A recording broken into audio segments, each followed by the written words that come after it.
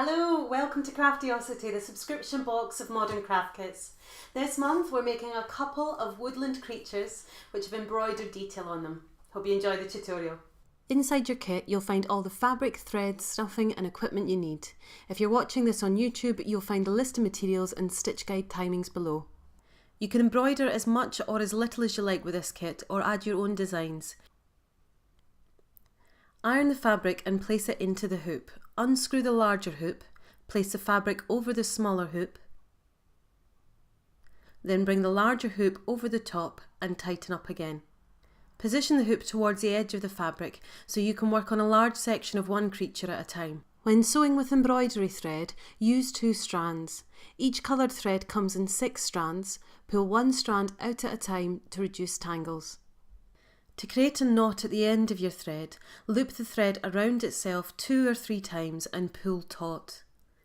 Tie another knot on top of this to ensure it doesn't slip through the fabric.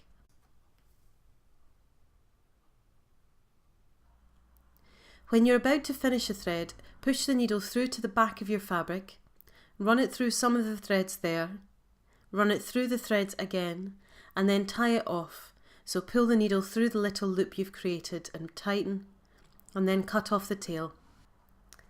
This is a satin stitch. It creates a lovely tactile area full of long thread stitches. So either using a pre-printed area or choosing your own shape, you fill the area with these long stitches, bringing the needle up, through and over and down, and then up again just next to where your last stitch was, over and down. And just keep working your way along like this. Backstitch creates a line of neat stitches, so each one leads into the next one like a little trail. To do this, bring your needle up through the fabric, back a few millimetres along the line you're going to sew, and then down through the fabric. Then you bring your needle up through the fabric a few millimetres along on the other side of your stitch, down through the previous hole to connect your stitches together, and just keep working along your line like this. Now these are our easy knots, so if French knots leave you scratching your head, then these ones are for you. So first of all, bring the needle up through your fabric along just a couple of tiny little millimetres and back down to create a small delicate stitch. Then bring your needle back up through that first hole.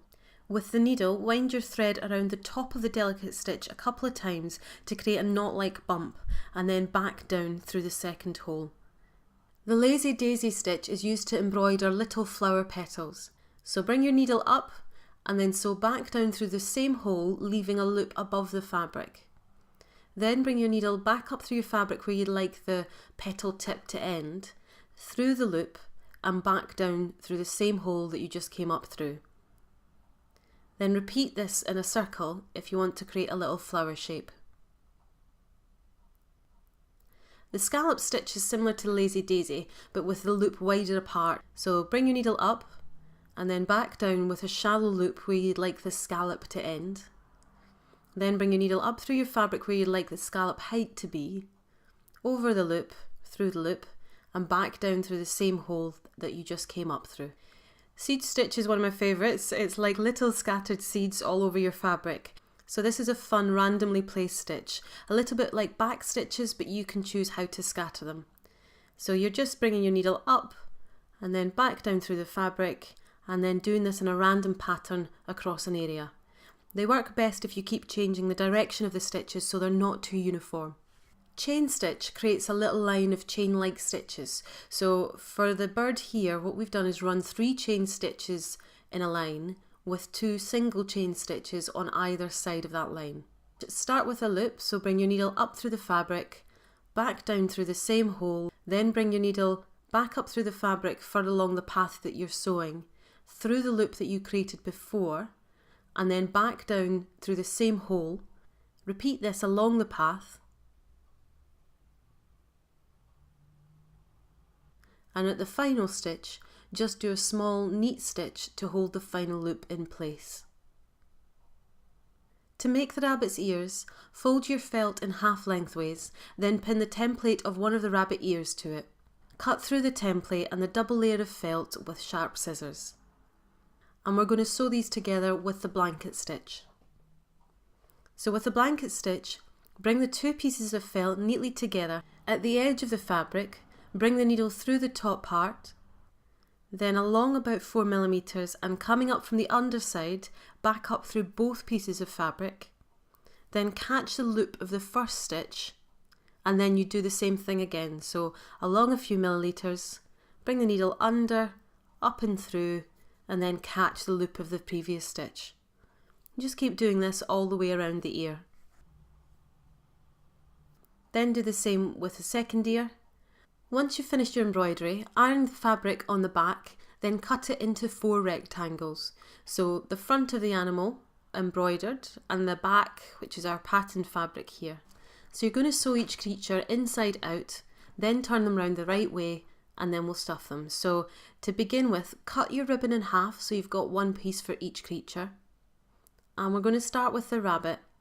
So loop the ribbon and place it centrally with the ears either side, above the white outline, so they all hang down towards the belly. Then your pattern fabric goes on top with the pattern facing in, so you've got the white backing facing up. Pin the 2 fabric pieces, the ears and the ribbon, together carefully at the top. So to do this, just weave the pin in and out to make sure you're capturing both the ears and the ribbon pieces. And here, just turning it inside out to show how it'll look when sewn, you can see that all 3 will come out the top of the white border on the final hanging. Pop a couple of pins in the rest of your fabric to keep the 2 pieces in place together. Then use a white reel thread to sew small, neat back stitches around the white outline. You can use a sewing machine for this if you have one. So stitch around the outline, and you want to leave a gap of around 2 inches, 5 centimeters along one of the straight sections. This is the area we'll use to turn the piece inside out later. So once you've finished stitching around the creature, just do a second run of back stitches along the very top where the ribbon and ears are to secure them in. Once you've finished sewing, trim the fabric with sharp scissors around 1 centimeter away from the stitched edge. And where there are little indents, so at the neck, around the feet, cut in little V sections, so still leaving say half a centimetre remaining, but the cuts will make it easier to turn these parts inside out. Now turn your rabbit inside out through that 2-inch gap and ease out the edges and any corners so you can see the full shape of your rabbit. Now if there are tricky little bits that need easing out, use the bottom of a pen or a chunky knitting needle to gently ease out the corners from the inside. Okay, we're ready to start stuffing. The piece should be gently stuffed so it's happily padded out but not straining any of the stitches. So to fill your creature, tuck the stuffing in through the gap, starting with the furthest corners, filling up and working your way back towards the gap. Now we're going to sew up the gap, so tuck the fabric in on either side to create a neat edge, and then use a pin to join the 2 together to make it easier to sew. So stitch it together with a simple whip stitch, which is probably the first one you were taught at school, just to bind the 2 edges together and complete. So that's bringing your needle up through the top piece, down through the bottom piece, and then back up through the top piece, and just work along there as neatly as you can to get to the end and then knot your thread off. Okay, so repeat all these steps for your robin hanging as well, and then hang them up and enjoy. Thank you so much for watching. I hope you enjoyed the tutorial. If you did, head on over to our website at craftiosity.co.uk and sign up to our newsletter to hear when the next one's released.